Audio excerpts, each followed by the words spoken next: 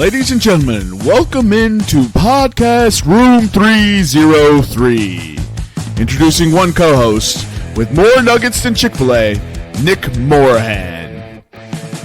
Executive producer until we find someone better, Eric Washington. Nobody really knows what he does around here, Nevada Putnam. And now, the single greatest thing to happen to hosting in history, Jermaine Antonio Colon Mendez. On with the show.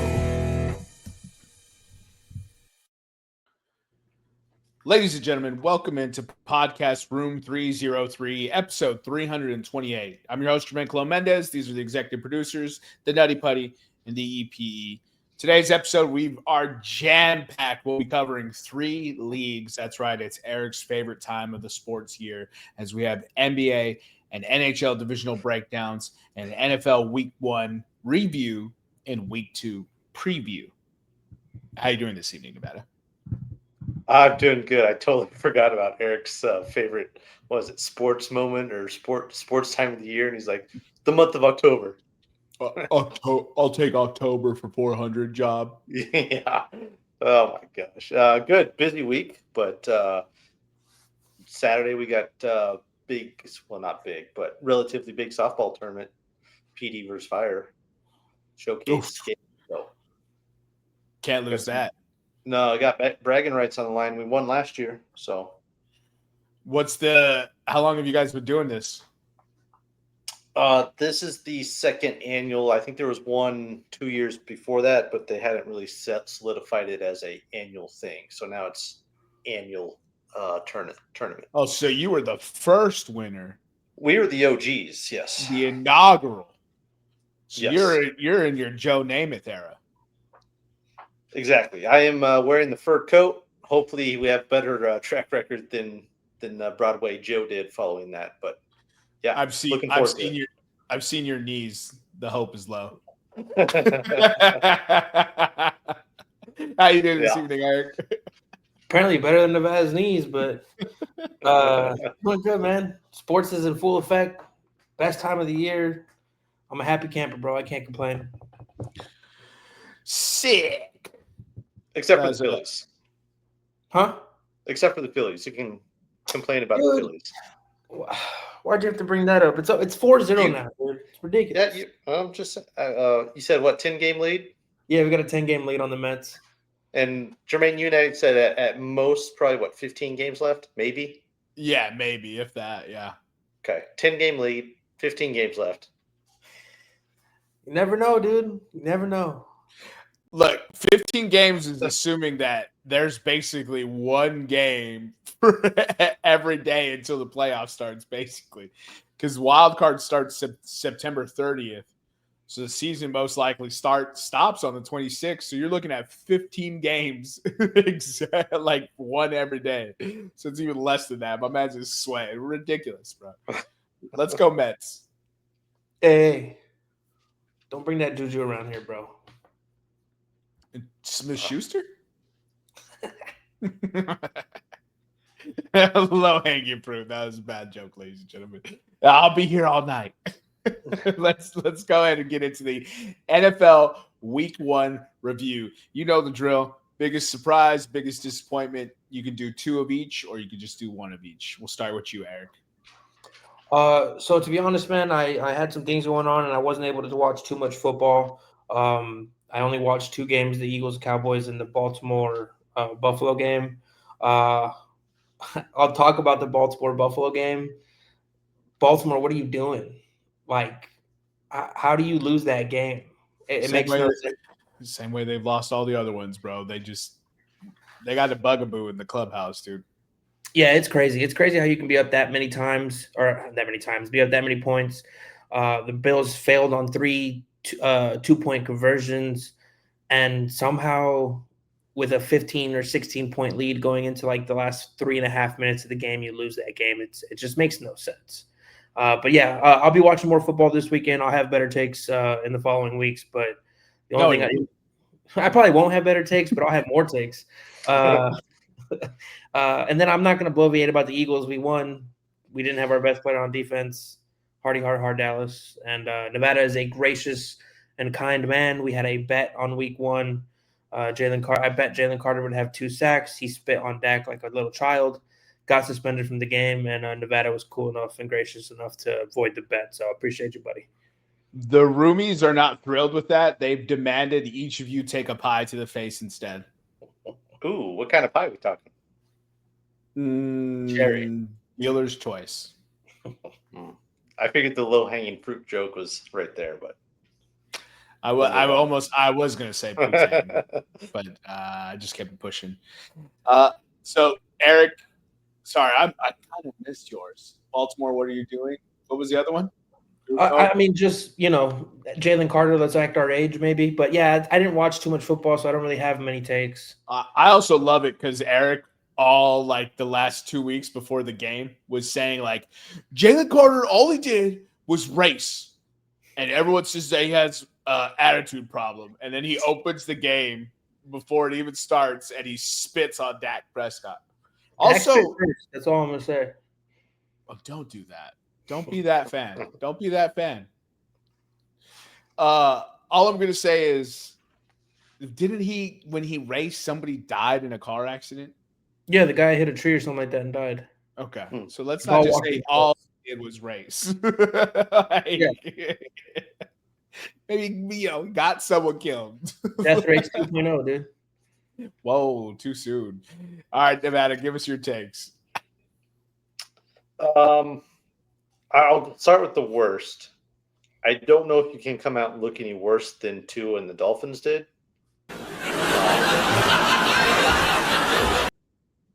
Yeah. If I'm not mistaken, was it Quinn? No, Quinn didn't get in the game. Who was it?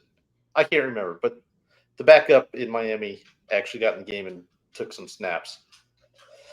As far as best, quote unquote best, I would have to go with AA Ron Rodgers. He looked like the old AA Ron Rodgers. How much of that is a quasi revenge game? You heard it in the media following the game. I think it was the day after where they're like, hey, was there someone specific that you were really basically enjoyed sticking it back in the Jets? And he was like, every single person associated with the Jets organization. It was a fun revenge game. So we'll see what happens this week when he does not have a revenge game aspect to it. But for week 1, he looked all very similar to MVP form circa, 09, 12, whatever year you want to pick. Well, I mean, considering he went back-to-back in like 2020 and 2021, we don't got to go that far. Yeah, whatever. Just picking out some years, but you get the point. Yeah. One of those years he played football. Yep, exactly. So you went with Dolphins and Aaron Rodgers. I guess I'm left with the low-hanging fruit. Daniel fucking Jones. And that's how you say it now.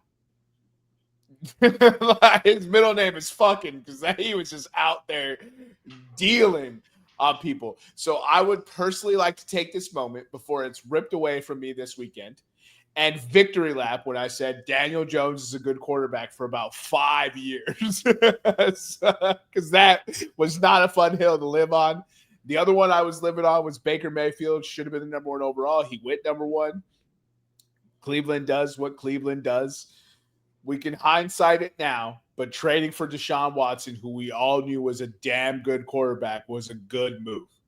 Now, to date, it's one of the worst ever. At the time, it was a good move. The contract, yeah, you probably don't want to give anyone fully guaranteed, as evidenced by the $55 million contracts that these quarterbacks have. The Trevor Lawrences, the Tuas, the Daks. It's about time to start holding these men accountable and quit firing coaches. You're tying up $60 million of cap space into one player, and he isn't the best player on your team. Back in the day, it used to be the best player on the team made the most money. Yeah. Now, somehow, agents have bamboozled the NFL and the media have convinced everyone that the only way to win a football game is with good quarterbacks, even though Pittsburgh hasn't had one since, I don't know, 3 years, the final 3 years of Big Ben. So it's time to start holding those motherfuckers accountable. That's where I'm at with that. And also, Chris Sims has talked about this ad nauseum. Bro, 55 million.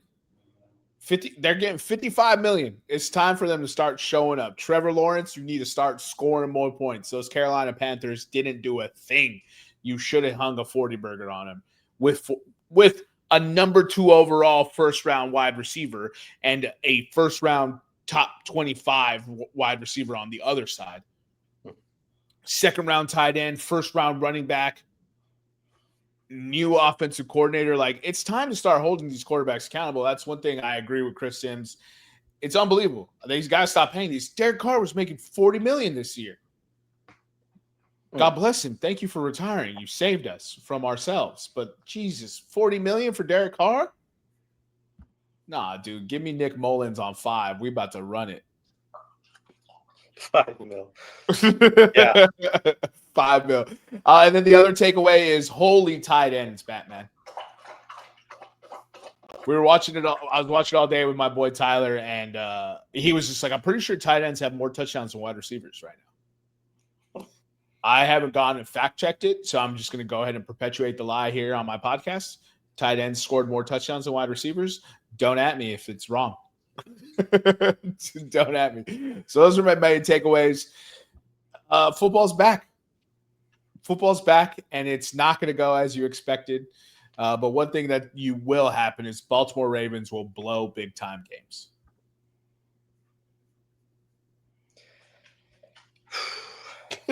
Yeah. That's wasn't it last year week 1, the KC game? With the Isaiah Likely big toe out of bounds? With the toe out of bounds. Yeah, that was. Yeah. Mark Andrews in the playoffs. Well, yeah. Yeah. I think ultimately they're going to be, I think we can all agree, good enough, certainly to get the playoffs. What they do in the playoffs, we know that what Lamar's track record is in there. I don't know if you guys saw the record of John Harbaugh in those games. They list like all the score bugs of the games he has lost in the last, I want to say it was like 5 years or something. Okay. And he's got double-digit leads everywhere, third quarter, fourth quarter, something like that, up 30-10. I remember that Miami game a few years ago. I think it might have been Tyreek's first year in Miami, where Miami just popped fire in the fourth quarter, but the second half, and just blew Baltimore out, even though Baltimore was up by like 20 some odd points. So yeah, I think the stat that I was hearing and seeing everywhere was 8 games in the last 4 years. Baltimore has had a 15-point lead or higher in the second half and lost those games. 8 different games. So just to circle back real quick to you fellas, that is a horrible stat for John Harbaugh. He's in the hot seat, but we had 17. No, he's not. We had 17 wide receiver touchdowns, 11 tight end touchdowns, all receiving, and 7 running back touchdowns receiving. So there's the official stats for you. Whack. Get those wide receivers. That's because there's more of them. I was going to say that's a hell of a ratio, though, for tight ends. Yeah. Everyone's running 3 wide receiver sets. And only Emeka and Quentin fucking Johnston had multiple touchdowns receiving. Well, that's Daniel Jones' middle name. Did he finally figure out how to catch balls? I think hit so. him in the hands? I think so. CeeDee Lamb and him swap powers. Oh, boy. No kidding. Because CeeDee It Lamb. looked like a typical CeeDee Lamb performance to me. I don't know what you're talking about. Oh, yeah? Let me go pull the clips to remind you real quick. It's an unbiased, unflinching opinion from the EPE.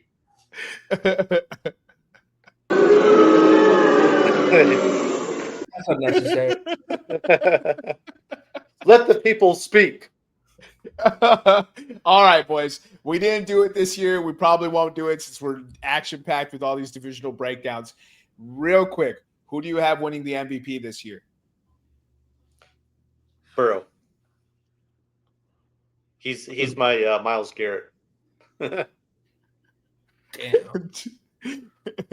I'm gonna say Daniel Jones. I love it. I love it. Wow. All right, I'm gonna go Justin Herbert. Ooh, you from hate to love, dude. What the Look, switch up, saying you are Phillip Rivers is not hate. I'm just saying you can win a regular season MVP and lose in the playoffs. See one Lamar Jackson. See every MVP the last few years. Yeah, every MVP not named Mahomes. Well, he hasn't won in like 5 years, 4 years. He's won what, 4 Super Bowls in 6 years, or whatever. 3. Let's not get ahead of ourselves here, but fellas. Whoa, relax. You're saying that like that's not impressive. It's not that impressive. All right. He's won more Super Bowls in his short career than the Philadelphia Eagles have Super Bowls in their history as a franchise. And okay, I'm just saying. So, all right, boys. So Herbert, Burrow, and Daniel Jones. We'll see what happens. Real quick, Super Bowl picks. You got a week in the bag. Who do you see from who makes it and who wins? Eric, go first. Green Bay and Indianapolis. Green Bay. Wow, Indy. Indianapolis. He's doubling down. I'm fucking doubling the fuck down, bro. I love it, dude. I've been a Daniel Jones apologist for so long. He's good, I swear. I'm gonna go with Green Bay and Baltimore, and I will go with Baltimore. That's an interesting pick after Week 1's performance. Hey, get it out early. You have that hit you in the face early in the season. You don't think that's gonna leave a taste in their mouth for the rest of the year? I'm gonna go Buffalo. Ooh, that's interesting. NFC. You can say it. Buffalo, Minnesota. Boo. Also, I want the listeners to understand that I'm just having fun with it. I don't necessarily really believe the Colts are making the Super Bowl, but fuck it. Something to root for other than the Eagles. I want to see it. Back-to-back years, the Giants let their players walk, and they go and do something special. I'm hoping Daniel Jones does something crazy this year. Just 55 touchdowns. 55 touchdowns, 55 rushing touchdowns, 55 interceptions. Just anything to embarrass him. Brother, if he wins in Super Bowl the year after leaving the Giants, that franchise is cursed. Oh, 100%. Cursed. 100%. Because Xavier McKinney left the Giants last year and went to the Pro Bowl for the Packers. So he's going to be playing either way, 2 Giants players next year or this year for Eric. If that happens, there's going to be one of them catching in a Super Bowl. Giants fans will be sick. Dude, if that Super Bowl happens, there's a whole lot of NFC East fucking shenanigans or depression. You know what I mean? Micah goes, wins one. Daniel Jones appears in one. Xavier McKinney goes and wins one. Like, whoo. Eric's just rooting for the downfall of his division mates, dog. Are the Giants going to be the NFL version of a Good Luck Chuck? It might. I'm here for that. I don't hate it. That means Russell Wilson's going to win the Super Bowl next year wherever he goes? Where did he go? That's disgusting. Jameis Winston. Let's do Jameis Winston. Yeah. Just disgusting. I don't want to think of that alternate universe. All right. Last question before we hit into Week 2 review because we got a lot to unpack. Fantasy MVP for the season after 1 week. Who's going to be the fantasy MVP this year? Oh boy. I'm going to go with late round drafters and waiver wire additions of Ja'Cory Krosky-Merritt are going to win a bunch of people leagues this year. So he'll be the fan. Are you talking about like the best overall fantasy player or just the guy? No, the person who leads the most teams to the championship. Ja'Cory Krosky-Merritt. People that got him is going to get to the. Okay, I don't dislike it. Yeah. Yeah. I just wasn't sure if you meant like the highest scorer because it's going to be Lamar Jackson or fucking. It'll always be a quarterback, but Christian McCaffrey. I mean, Christian McCaffrey looks special on Sunday. Oh, he's fantastic when he's healthy. He is siphoning everyone else's health to stay healthy this year. That's why everyone's hurt right now. But Yeah. I think it's worth it. They might be able to make the playoffs that way. I'm going to go with Bijan, the new CMC. The new CMC. I love the sound of that as a fellow hookup. I'll go ahead and take Emeka Egbuka. It'll be interesting how he fits in there when Godwin gets up to speed. Godwin's getting traded week 7, dude. Chris Godwin's cooked, bro. You don't need him no mas. You seen his 2 legs next to each other? I'm like, brother, he's got one strong leg, one weak leg, like scary movie. Grab onto my strong leg. All right, all aboard the week 2 train. All right. Oh, actually, you know what? So sorry, Eric. You had head-to-head up, didn't you? Yeah, I have head-to-head up. I can put that back up. Yeah, let's do that real quick. All right, so real quick review of last week. Last week was week 35. Typical week for us. Jermaine went 1-2. He's 35-70, up 20.94 units. Nick went 1-2. He's 41-64, up 37.96 units. Nevada went 1-2, 47-58, up 60.23 units. And I went 1-2, 44-61, up 44.49 units. Nevada's still sitting pretty in first for both wins and unit totals. Holy shit, my parlay hit? Yeah. Your favorites parlay, yeah, hit. My afternoon favorites parlay. Let's go, dude. A little afternoon delight parlay there. And Nick's little bullshit teaser hit. Well, he submitted 3 of them, so yeah. I hope one of them hit. Bro, that conversation had me dying, and then you and Nevada didn't firmly state it. I was just like, why don't you guys just say no? What I didn't think I would have to explain it that hard. Where he's like, there's 3 or 4 teams where basically get these different spreads, and they have to hit to make the teaser win. And I was trying to get Nick to realize, okay, does every part of this teaser have to hit in order to win said teaser? Yeah. Okay. That is the literal definition of a parlay. You can't call it a teaser and be like, well, it's not a parlay. I also didn't help. I was just talking shit. I was just like, they're scared. I think I sent a message. It was having at least 2 bets hit to win your overall bet is the minimum definition for a parlay. And Eric's like, yes, exactly. Thank you. I didn't understand the situation. I was like, the sky is blue. You can look at it and tell what it is. I didn't think we had to explain it, but it is what it is, dude. He does what he wants, and we just acquiesce. That's fucking bad, dude. Somebody take his nuts away from him. All right, let's go ahead and get into the week 2 slate. All right. So as we're about to kick off here, the first game of the week is Washington heading to Green Bay. Green Bay are 3.5 home favorites. The over-under is 48.5, and if you're taking Commanders on the money line, it's plus 154. I can click in if you guys want any specific bets, but what do you guys got on this game? Fantastic start for week 2.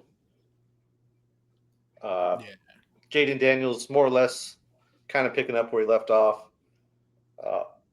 Micah Parsons is settling in. Obviously, he's got some injuries going on right now, but I think it's a fantastic game. I think it could go either way.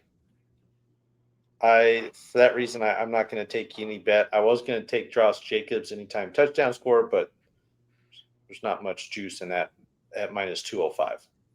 You can get him 2 touchdowns for plus 275 or something like that. I ain't crazy like that. You know what? Give me Tucker Kraft plus 200. Tucker Kraft anytime touchdown plus 200? Yeah, why not? I like the over in this game, but I'm not taking it. We can move to the next one. All right, so the next game is New York heading into Dallas. Dallas are 4.5-point home favorites. The over-under is 44.5. And if you're taking Giants money line, it is plus 190. Giants is plus 190. That's an awesome bet. You know what? Give me the New York Giants money line. Cowboy Nation really going to be reeling after this week, huh? It's just my thing is like Dallas was amped up to play the Eagles, and they heard all offseason this, that, and the other. Micah Parsons, blah blah blah. You know what I mean? And then they came out and still lost the game and deflated. I just think that they're gonna get. I think they'll lose a heartbreaker in this one, and then questions will be seriously begin to ask about this. So I'm going money line. Fuck it. I'll go CeeDee Lamb over 80 receiving yards minus 102. Oh, I thought you were gonna go over drops, dude. I was like, there should be no juice on that right now. Fucking butterfingers. CeeDee Lamb over what? 80 receiving yards. Got it. All right. Any other bets on this, boys? No. All right. So we're moving into the a New York game. We have Buffalo heading down to play the New York Jets. Jets are 6.5-point dogs at home. The over/under is 46.5. And if you're taking Jets money line, it's plus 235. What do you guys got? Taking New York Jets plus 6.5. The Jets cover train continues, baby. Minus 108. Yeah, I'm kind of leaning the Jets. I'm a little scared to take it just because of how dangerous Buffalo is, but divisional game on the road for Buffalo against a pesky Jets team who showed out last week against the Steelers. They just jetted at the wrong time. Is scary. So I like Jermaine's bet, but I'm going to stay away from this game this week. All right. So first of all, before we get into this, the NFL has done a wonderful job with the schedule so far. Man, there were some heaters. Even in going into week 2, we have some awesome games. But next game, we have a divisional game. Cleveland heading into Baltimore. Baltimore are 11.5-point home favorites. The over/under is 45.5. And if you're taking Browns money line, it's plus 525. Give me Cleveland plus 11.5. Look, Cleveland played a damn good football game last week. If his wide receivers would just drop passes instead of grabbing them and throwing them up into the air for defenders to catch, the Cleveland Browns walk away with a dub that game. This spread isn't that high, and Joe Flacco's stat line looks a whole lot better. And also, I just don't trust the fucking Ravens. Like, I just don't trust them. So I'm going Cleveland plus 11.5. And that's all there is, I guess. Yeah, that is a huge line for a divisional game.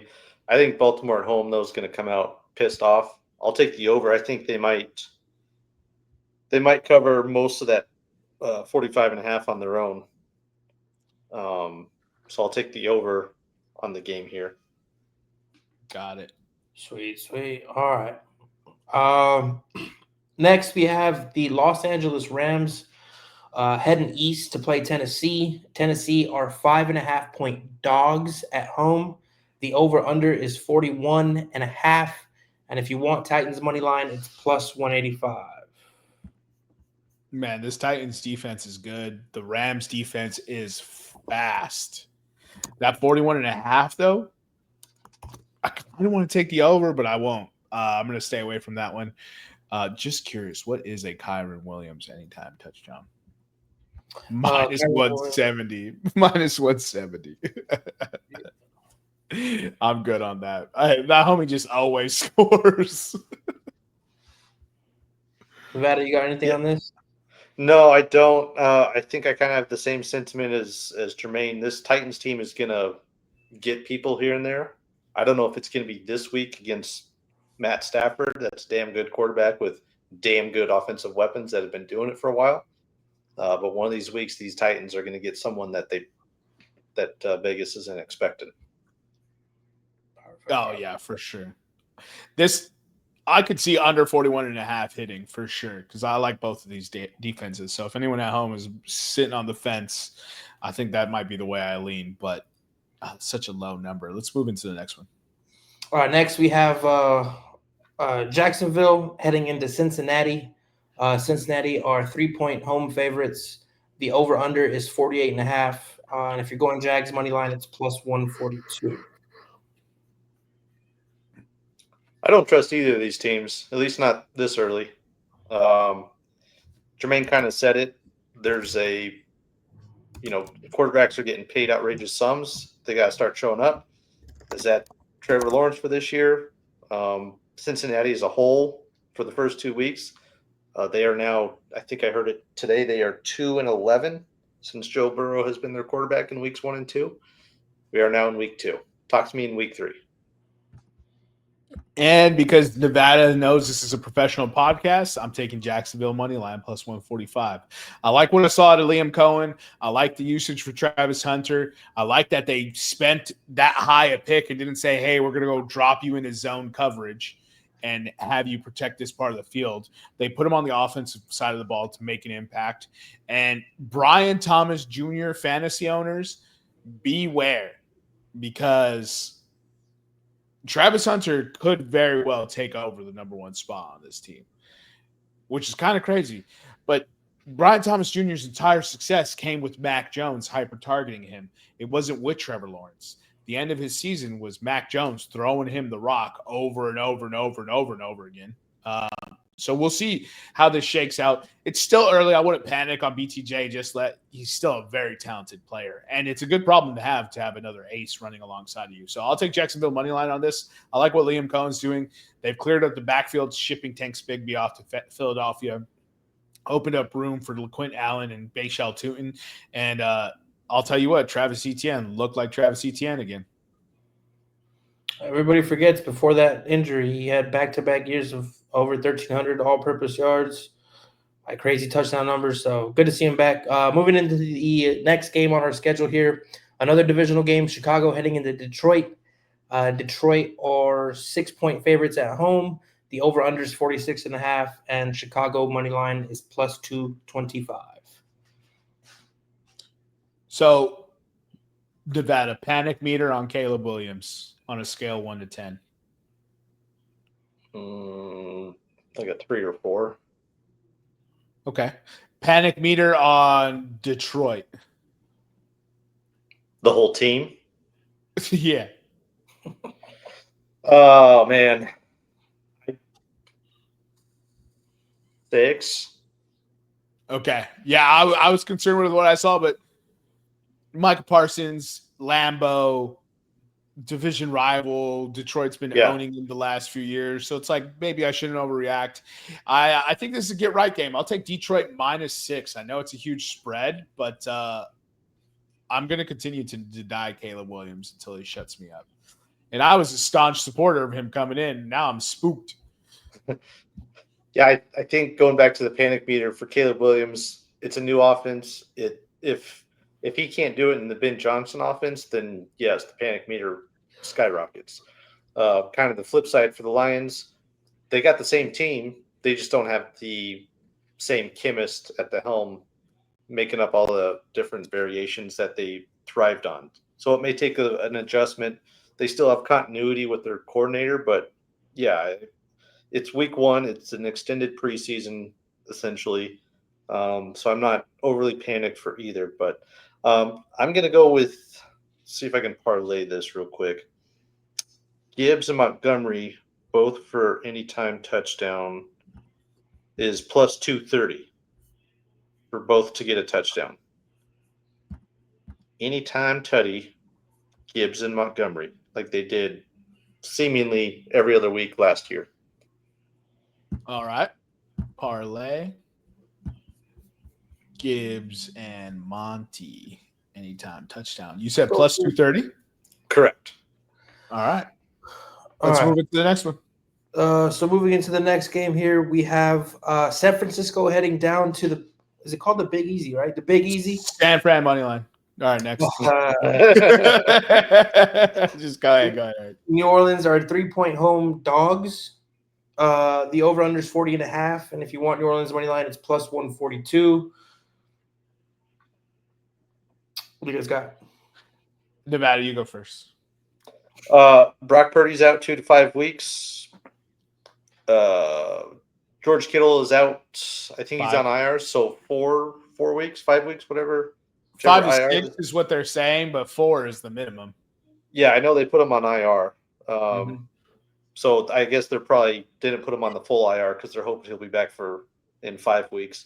So that takes a handful of weapons away on the offense for San Fran. I'm going to go CMC 2+ touchdowns at plus 320. CMC 2+ anytime touchdowns. And you said that's only plus 220? 320. Oh, okay. I was like, the whole team's gone. How is it not more? Yeah. All right. If CMC's back and they got it right on someone, we all know who. I love that bet, but New Orleans money line for me plus 142. Let's go, boys. Off the schneid, former division rival. We have a big rivalry with San Fran. This is a get right game. Spencer Rattler to the moon. 303 for Spencer Rattler. Wow, 303, huh? Next game, Eric. All right. So in our next game, the Pittsburgh revenge tour continues. We have Seattle going into Pittsburgh. Pittsburgh are 3-point home favorites. The over-under is 39.5, and Seattle money line is plus 140. If you're a little confused as to why I said the revenge tour is DK going against his old team. Before Nevada poaches it, I'll take Metcalf anytime touchdown plus 160. You son of a bitch. I mean, you could take it too, Nevada. No, I'll go another DK. I'll go over 70 reception yards, minus 107. All right. Also, that under is crazy. Am I tripping? I mean, Pittsburgh just put up 4 on their own? 34. Yeah. And I don't think Seattle has it like that on the defensive side right now. Oh, I think you're bugging. Something else to consider.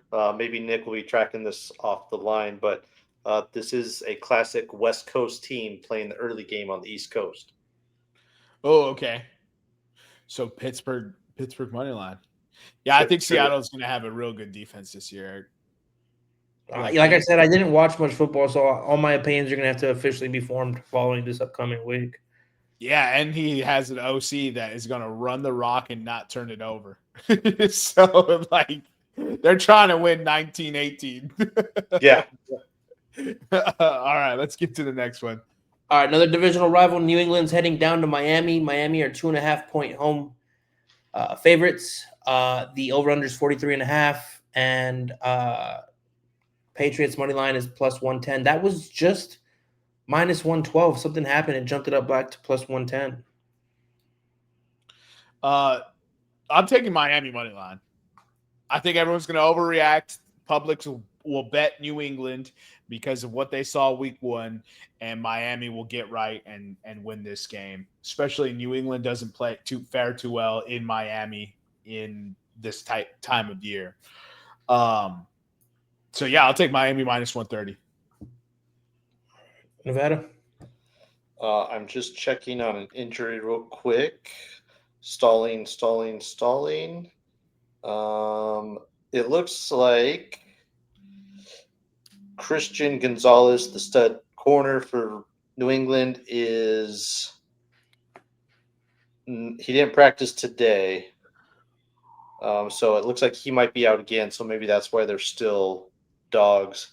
My gut wants to go with the Patriots because I am part of that media public that is overreacting to the Dolphins looking like doo-doo on week 1. So unless Christian Gonzalez is playing, I'm going to stay away from this game.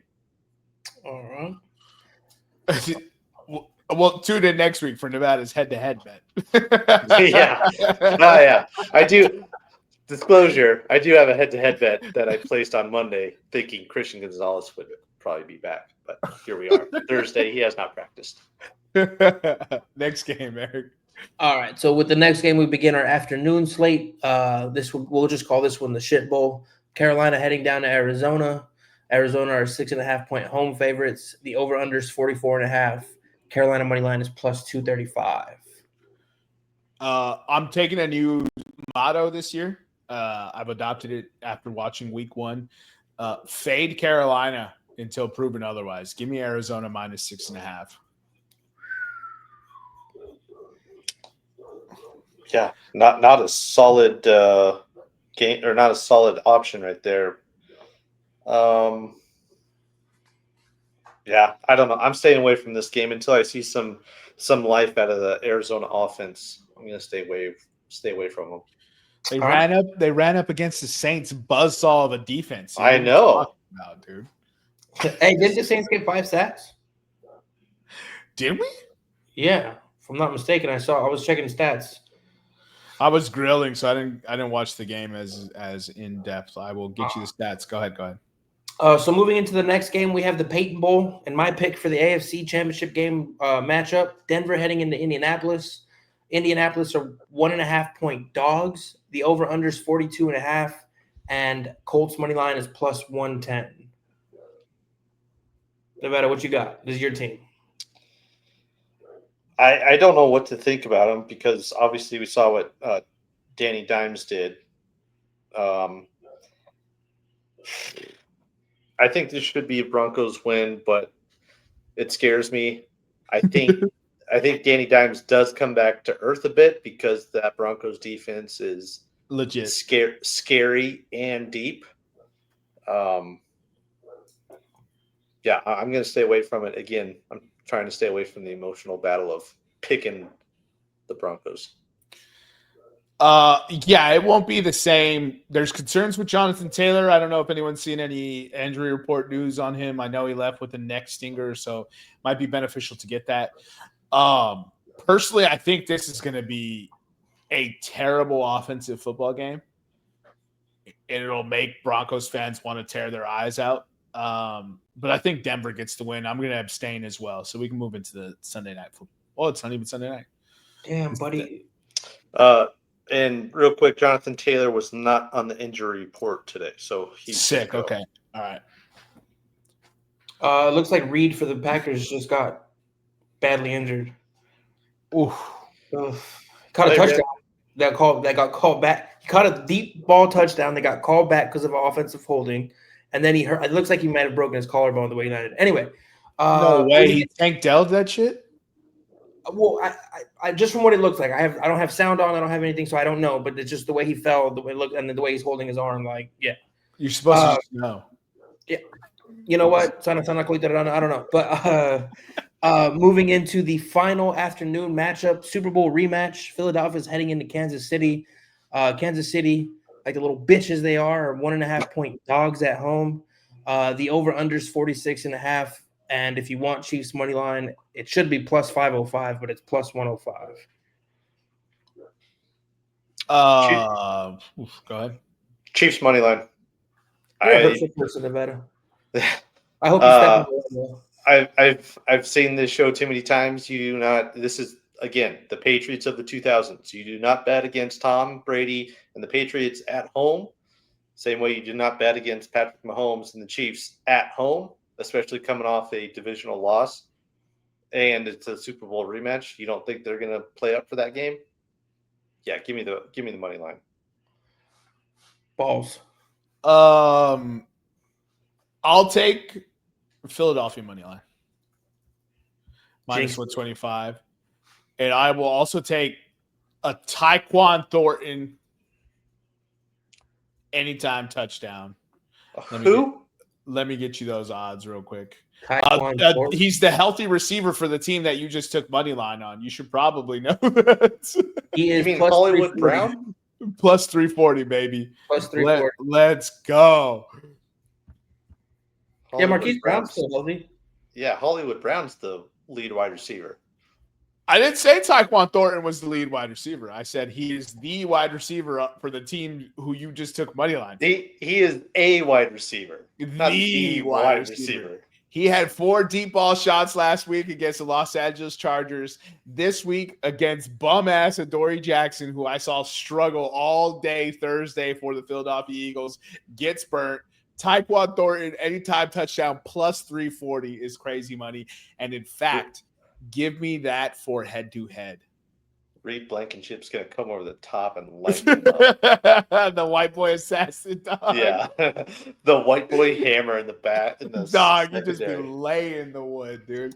He said, John Lynch, are you my father? You said you want Tyquan Thornton anytime touchdown? That's for sure. 340, right? Plus 340. That is correct, sir. All right. So moving into the Sunday night game, Atlanta's heading into Minnesota. Minnesota are 3.5-point home favorites. The over-under is 44.5. And if you want Falcons money line, it's plus 145. Nobody wants that. I'll take the over. Michael Penix, JJ McCarthy. I'm excited to watch this matchup, though. Yeah, I'm also going to take the over. I'll just leave it at that. I was tempted to take the Viking spread because this is a Brian Flores defense who loves to terrorize rookie quarterbacks, and Michael Penix is essentially a rookie quarterback. So it'll be interesting to see how he combats that. But maybe some Kirkland Cousins teaching moments will keep Michael Penix in the upright position. But I think that's going to be a great Sunday night game. I think it's going to be a lot of fun, too. I agree. All right. And our final 2 games of the week fall on Monday. We get 2 Monday night games next week. The first one being Tampa Bay heading into Houston. Houston are 2.5-point home favorites. The over-under is 42.5, and Tampa Bay money line is plus 114. Tampa money line. That's the best. That's the right pick. I'm going to stay away, but that's the right pick. Hey, I'm gonna go ahead and claim that one for my head-to-head, for one of my head-to-head bets. Okay, you should put it in for next week since this is a Monday game. Oh, sons of bitches, dude! I'm just fucking with you. Monday games can go. I called Nick out on it. Okay, You did. Yeah, I called Nick out on it, so I can't turn around and do the very thing I yelled at him for. Yeah, so you can put it in for next week. Just put the block in. I've moved on. Oh, look at him. Scared me. All right. And our final game is a divisional game, right? Yes, divisional game. The Chargers are heading into Las Vegas to play the Raiders. Raiders are 3-point home dogs. The over-under is 46.5.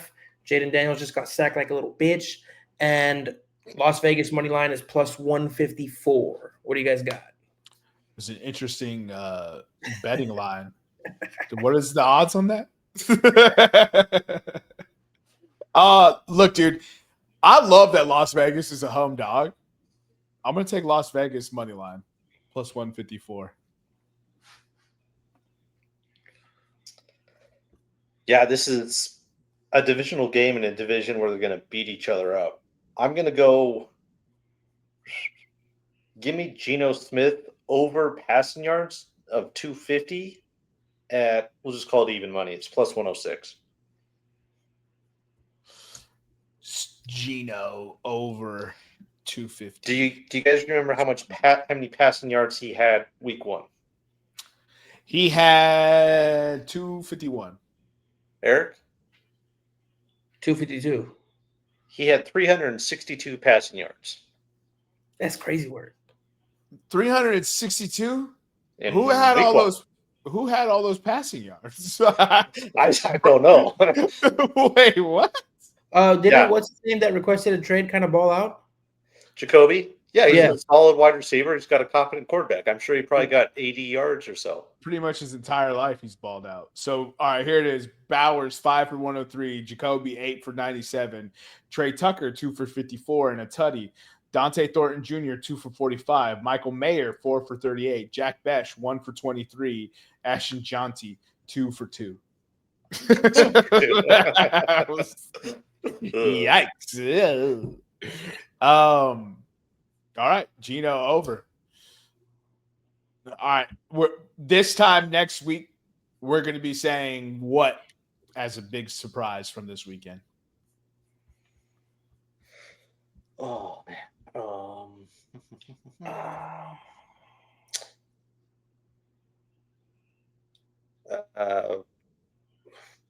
Shit, I'm trying to think of the picks I just had. The Houston Texans start the season 0-2 and officially put DeMeco Ryans firmly in the hot seat. Well, already? Yeah, he fired an offensive coordinator last year. CJ Stroud's gotten worse every single year. All right. I think I'll go with the Falcons go 0-2. And the bubble meter for panic is starting to, it's starting to pick up there a little bit. I will go the second or third game, but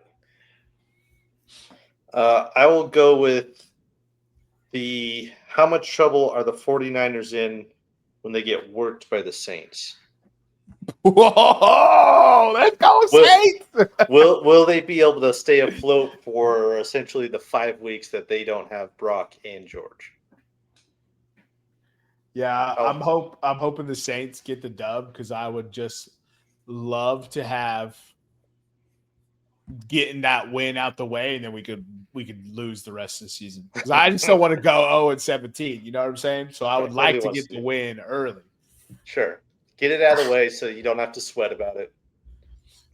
So we'll actually stop here and we'll record the divisional breakdowns on another episode. So you guys got anything else for the 10s and 10s?